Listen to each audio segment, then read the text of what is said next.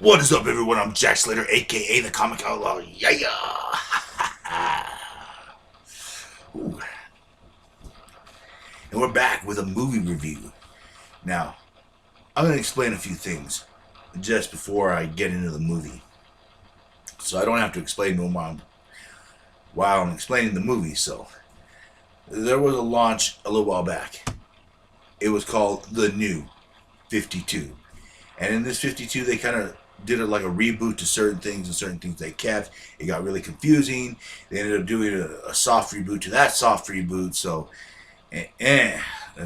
okay, so this is based in the New 52 continuity. I'm just going to say New 52 reality. All right, and they made a few movies from the New 52, like Doom, Dark Side War, the Teen Titans, or Justice League versus Teen Titans. The Death of Superman appeared in this world. The Death of Superman, I should say. With this, Justice League Dark. That was another one. That was a really good one. But this is a very interesting entry. This is Justice League Dark, Apokolips War. Now, to say the strategy in this one was a massive blunder is a complete understatement. Now, plug your ears for spoilers. La la la la la. Anyways,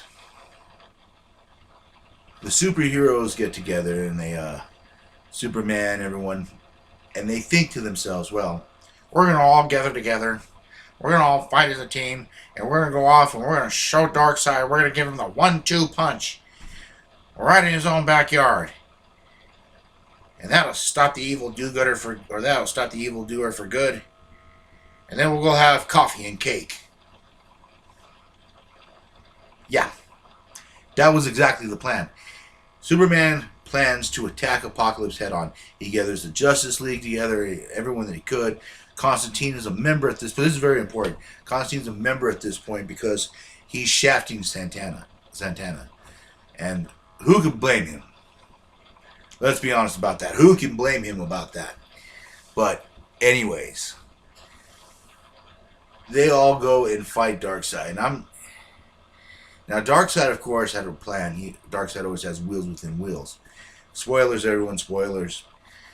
Because Cyborg is a computer that's linked into Mother Box and Father Box. He is able to kind of spy on everyone, so he knows the whole plan. And since in this reality, he sort of had something to do with the Doomsday stuff, so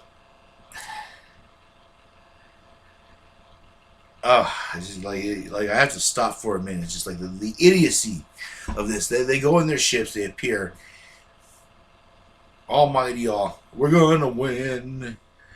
And Darkseid invents these parademon creatures with Doomsday DNA, and they just rip them fucking apart. I mean, you see Hawkman rip armor, fucking other person getting ripped to pieces. I mean, like the deaths in this movie is worth the price of fucking admissions. I just want to state that right here, right now. That is worth the price of admission right there. So many people die. Green Lantern, gets ripped to pieces. Antana gets eaten alive. Constantine barely escapes with his life.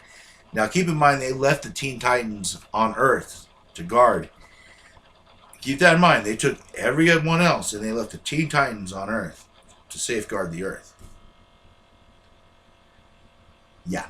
So, anyways, Darkseid does what he does.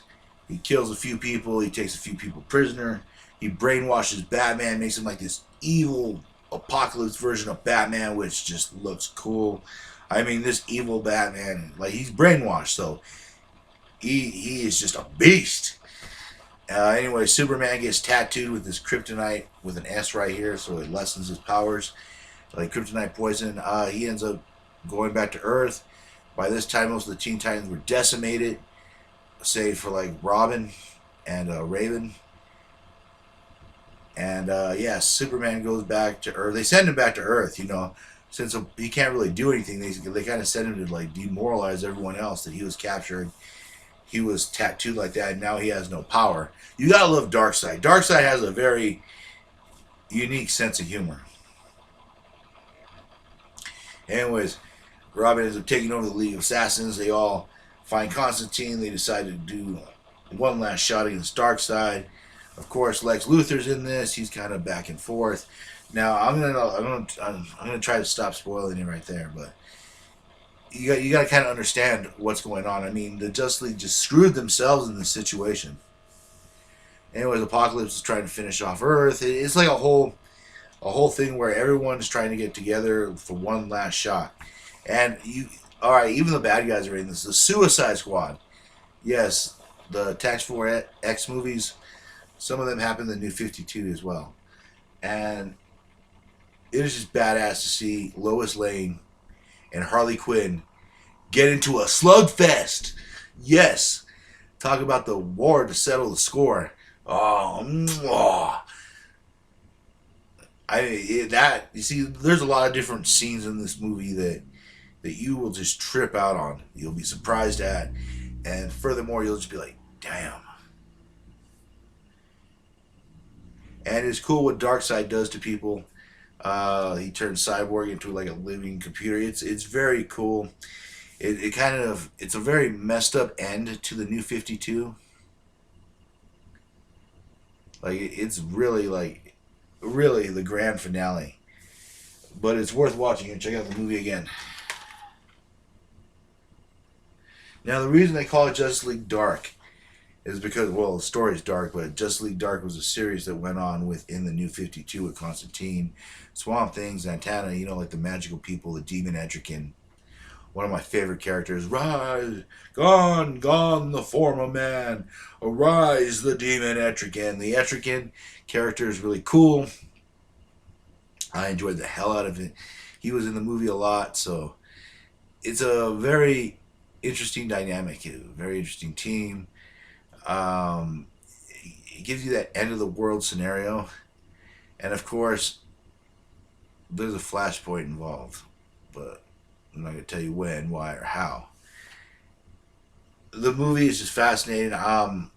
One thing I was sad about when the New 52 left was the relationship between Robin and Damian, because they made them the same age in this reality, and they were a perfect match.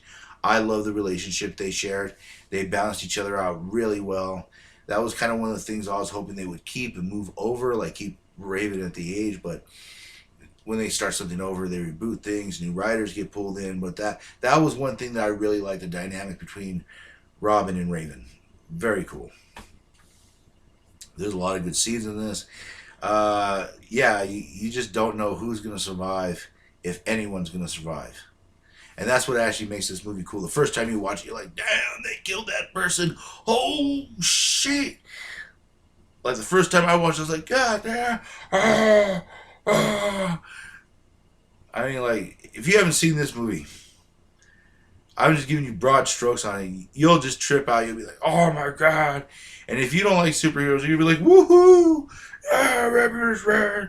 If you're like Team Darkseid or something like that, you're just gonna be like, Rawr. But anyways, it's Justice League, Apokolips War.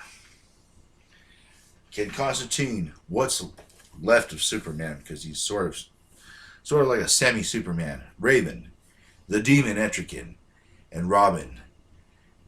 Can they venture back to Apokolips' home planet and stop him? Well, you have to watch the movie to find out. And of course, the Suicide Squad's there. Lex Luthor's doing his thing. There's a lot of funny scenes in it. There's a lot of good characters in it. And every character gets a chance to shine. That's the cool thing. Like, every character that you like from the past movies, they get their little time to shine. Except for the ones that get ripped to shreds. And they actually get time to shine too. It's just tainted by a lot of blood. I love that blood. Yeah, it's great. It was a nice ending to the New 52. I was sad to see it go. There was things I liked about 52. There were things I hated about 52. I might be doing a video coming up about just the New 52 in general and my thoughts about it, because, like I said, it has some good things, has some bad things. But this Apokolips War, this is worth watching. Highly recommend it. I recommend all the new 52s before that too, so you get an idea of who these characters were. And if you just want to see like just a good movie with a lot of slaughter, this one's right up your alley. And as always, I'm the comic outlaw. And you know what? Hit me up, man. I'm Jack Slater.